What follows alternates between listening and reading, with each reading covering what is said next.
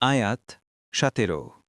ولقد خلقنا فوقكم سبع طرائق وما كنا عن الخلق غافلين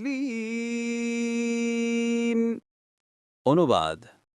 আর অবশ্যই আমরা তোমাদের ঊর্ধ্বে সৃষ্টি করেছি 7টি আসমান এবং আমরা সৃষ্টি বিষয়ে মোটেই উদাসীন নই। তাফসীর। মানুষ সৃষ্টির কথা আলোচনা করার পর 7 আসমান সৃষ্টি করার আলোচনা করা হচ্ছে। সাধারণত যখনই আল্লাহ আসমান জামিনের সৃষ্টির কথা আলোচনা করেন তখনই মানুষ সৃষ্টির কথা আলোচনা করেন। যেমন আল্লাহ বলেন, মানুষ সৃষ্টি অপেক্ষা আসমানসমূহ ও জমিন সৃষ্টি অবশ্যই বড় বিষয়, কিন্তু অধিকাংশ মানুষ জানে না। সূরা গাফির 57। অনুরূপভাবে সূরাহ আস-সাজদা এর 4 থেকে 9 আয়াতসমূহ। আকাশ সৃষ্টির আলোচনায় বলা হয়েছে যে, আমরা তো তোমাদের ঊর্ধ্বে সৃষ্টি করেছি 7টি তরয়েক। তরয়েক শব্দটি তরেকহ শব্দের বহুবচন। এর মানে পথও হয়, আবার স্তরও হয়। কুর্তুবী। যদি প্রথম অর্থটি গ্রহণ করা হয়, এখানে রাস্তা বলতে ফেরেশতাদের চলাচলের পথ বোঝানো হয়েছে, কারণ সবগুলো আসমান বিধানাবলী নিয়ে জামিনে যাতায়াতকারী ফেরেশতাদের পথ। বাগউই, কুর্তুবী। আর যদি দ্বিতীয় অর্থটি গ্রহণ করা হয়, তাহলে তরয়াকের অর্থ তাই হবে যা সাবা সামাওয়াতিন তিবাকান। সাবা সামাওয়াতিন তিবাকান বা 7টি আকাশ স্তরে স্তরে।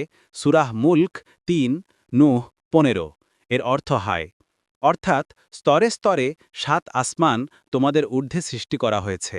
এর দ্বারা যেন কথা বলাই উদ্দেশ্য যে, তোমাদের চাইতে বড় জিনিস আমি নির্মাণ করেছি, সেটা হলো এ আকাশ। মুজাহিদ বলেন, এখানে 7 আসমানই বলা উদ্দেশ্য, যেমন অন্য আয়াতে এসেছে 7 আসমান ও জমিন, এবং এগুলোর অন্তর্বর্তী সবকিছু তারই পবিত্রতা ও মহিমা ঘোষণা করে। সূরাহ আল ইসরা 44। 2 লং ফুটনোটের বিবরণ। এর অর্থ, আমি যা কিছুই সৃষ্টি করেছি তাদের কারোর কোনো প্রয়োজন থেকে আমি কখনো গাফিল এবং কোনো অবস্থা থেকে কখনো বেখবর হতে পারিনি। প্রত্যেকটি বিন্দু, বালুকণা ও পত্রপল্লবের অবস্থা আমি অবগত ছিলাম। আমি মানুষকে শুধু সৃষ্টি করেই ছেড়ে দেইনি, আমি তাদের ব্যাপারে বেখবরও হতে পারি না, বরং তাদের পালন, বসবাস ও সুখের সরঞ্জামও সরবরাহ করেছি। আকাশ সৃষ্টি দ্বারা এ কাজের সূচনা হয়েছে। এরপর আকাশ থেকে বাড়ি বর্ষণ করে মানুষের জন্য খাদ্য ও ফলফুল দ্বারা সুখের সরঞ্জাম সৃষ্টি করেছি। দেখিন কুর্তুবী। অথবা আয়াতের অর্থ, আমি আমার সৃষ্টি সম্পর্কে কখনো গাফিল নই। আমি আমার সৃষ্টি সবকিছু জানি।